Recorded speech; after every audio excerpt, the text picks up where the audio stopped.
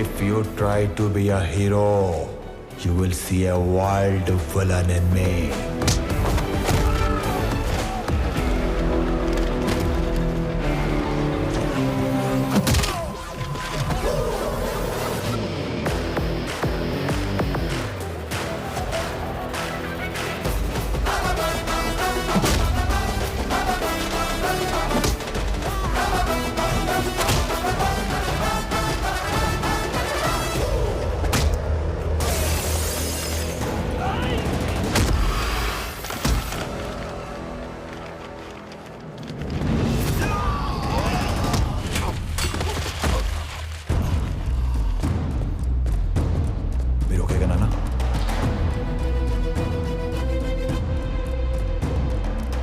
ఫ్యామిలీని టచ్ చేసినప్పుడే దేవుడు నీ డెత్ కి ఓటీపీ నెంబర్ పంపించేశాడు.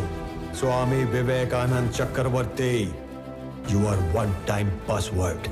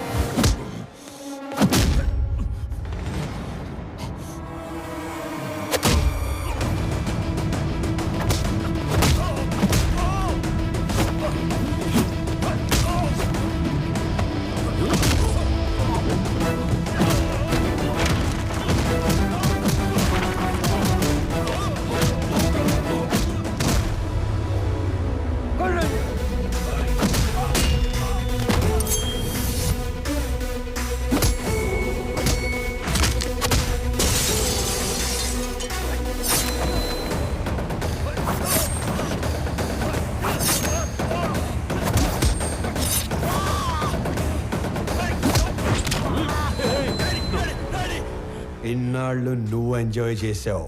Now it's my turn.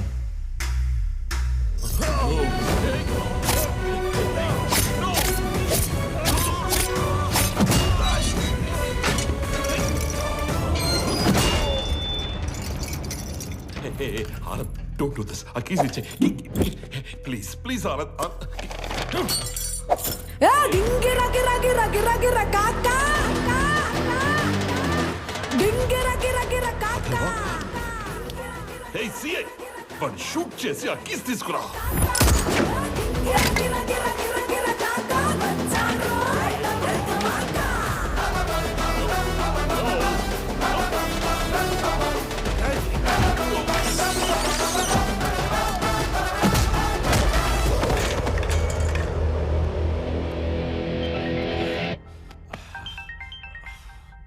Hello DGP sir. Correct time phone చేశారు సార్. ఎవడన్నా స్టేషన్కి వచ్చి నన్నే కొడుతున్నాడు సార్. వెంటనే ఫుల్ బెటాలియన్ పంపేయండి సార్. ఎవరతను? కుక్కడపల్లి స్లమ్ ఏరియాలో ఉండే మిడిల్ క్లాస్ నా కొడుకు సార్. అది ఇందాక. ఇప్పుడు అతను పీపుల్ మార్ట్ కంపెనీ CEO.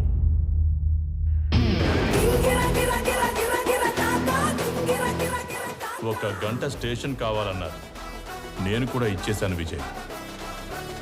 ఆయన వైపు డబ్బుందని కాదు, మన వైపు తప్పుందని.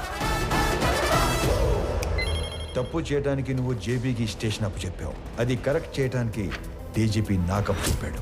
లెక్క సరిపోయింది. సస్పెండ్. ఆనంద్, ఆనంద్ ముందు వాడిని వదిలే. వాడు వాడు చచ్చిపోయేలా ఉన్నాడు. ప్లీజ్ ప్లీజ్ నా మాట విను, వదిలే ప్లీజ్. నాకిద్దరు అమ్మలు, ఇద్దరు నాన్నలు, 2 ప్రేమలుంటాయని తెలుసు. 2 పెయిన్లుంటాయని నువ్వు పరిచయం చేశావు. వాళ్ళకిద్దరు కొడుకులున్నారు, 2 రివెంజ్లుంటాయని నీకు పరిచయం చేయాలిగా. సంజయ్, చంపే.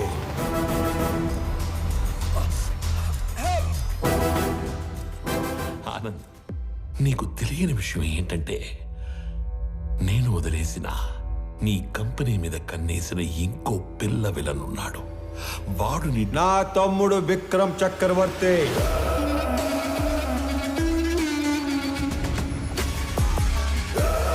నీకు తెలియని విషయం ఏంటంటే వాడే మెయిన్ విలన్. నాకు వాడి ప్లానింగ్ ఎప్పుడో తెలుసు.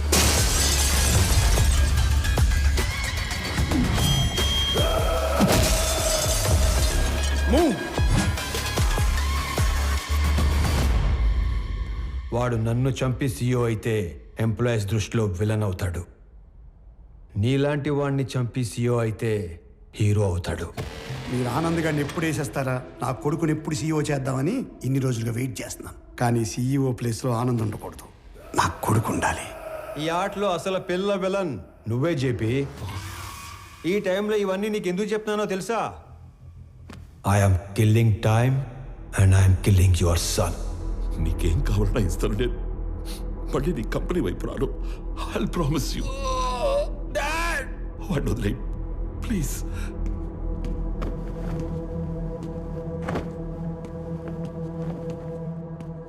మీ ఇద్దరిని చంపడానికి క్షణం పట్టదు. 10 మందిని చంపితే వైలెన్స్, అదే 10 మందికి పనిస్తే బిజినెస్. బిజినెస్ చేద్దాం చెప్పి వైలెన్స్ వద్దు.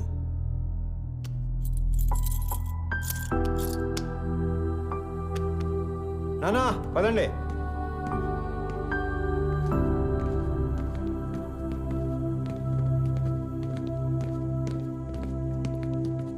అన్నయ్య పెద్దనానికి ఏం కాదు, హీ విల్ బి ఫైన్.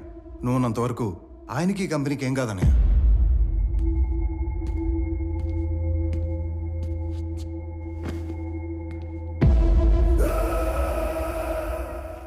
ఇదిగోండి సార్, ఇక్కడ పేపర్స్ అన్నీ ఉన్నాయిగా? అన్నీ ఉన్నాయి సార్.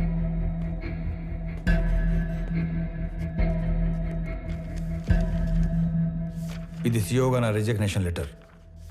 ఇది నువ్వు సీఓగా పెట్టాల్సిన సిగ్నేచర్స్ అండ్ పేపర్స్. ఇవి company passwords and security secrets. ఇవి మన shares and charity details.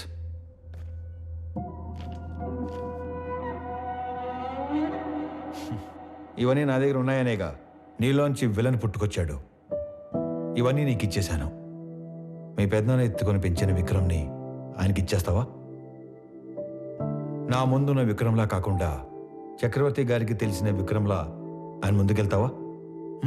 Anand, నానా, జేబీ ప్రాబ్లం సాల్వ్ అయిపోయింది. ఇప్పుడు సియోగా సైన్ పెట్టమంటే నన్నే కంటిన్యూ అవ్వమంటున్నాడేంటి?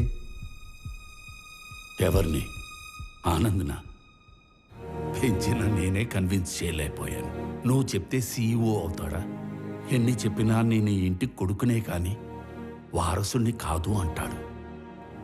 నా ప్లేస్లో నిన్ను కూర్చోబెట్టాలనే ప్రపంచంలో బెస్ట్ యూనివర్సిటీకి పంపించి నీతో మాస్టర్స్ చేయిస్తున్నాడు. నాకు హెల్త్ ఇష్యూ వచ్చాక నిన్ను పిలిచి సీఈఓ చేయాలనుకున్నాం. ఈలోగా జేపీ ప్రాబ్లం వచ్చి పడింది.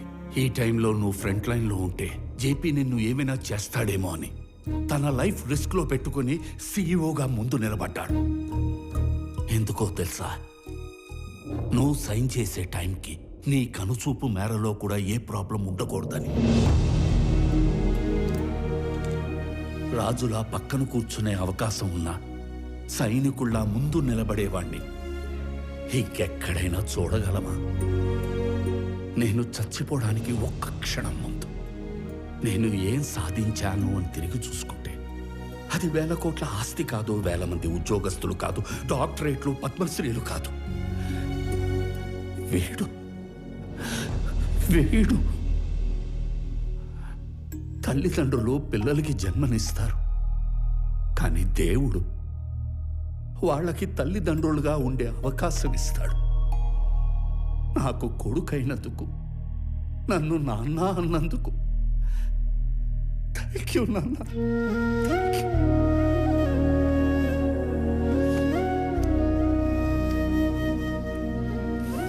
I lived successfully. Now I will die successfully.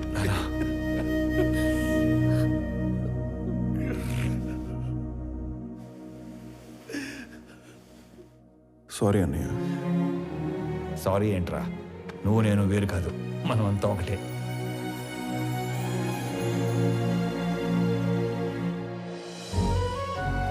KG గోంగూర ఇవ్వండి. గోంగూర కేజీలు ఎవరు కట్టలుగా ఇస్తారు.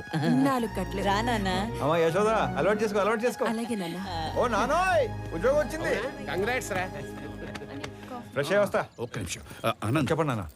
సుబ్రహ్మణ్య గారి పెద్దబ్బాయి ఇంజనీరింగ్ అయిపోయిందట. ఓ. ఉద్యోగం కావాలని అడిగారు. ఓకే, సరే పంపించండి, ఎదురు చేద్దాం. అలాగే.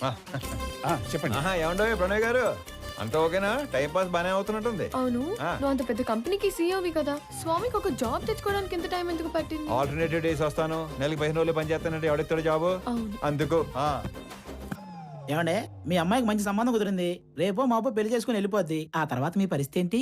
ఏముందిరా, కూతురికి పెళ్లి చేసి పంపించేశాక పెళ్ళానికి ఒంటరిగా దొరికిపోతాం. దాని చేతిలో చావడం, ఇన్నాళ్ళు నువ్వు వేసిన ఎదవ డైలాగులకు నిన్ను చంపడం, ఈ రెండే పనులు నాకు. ఏంటని చంపేస్తారా?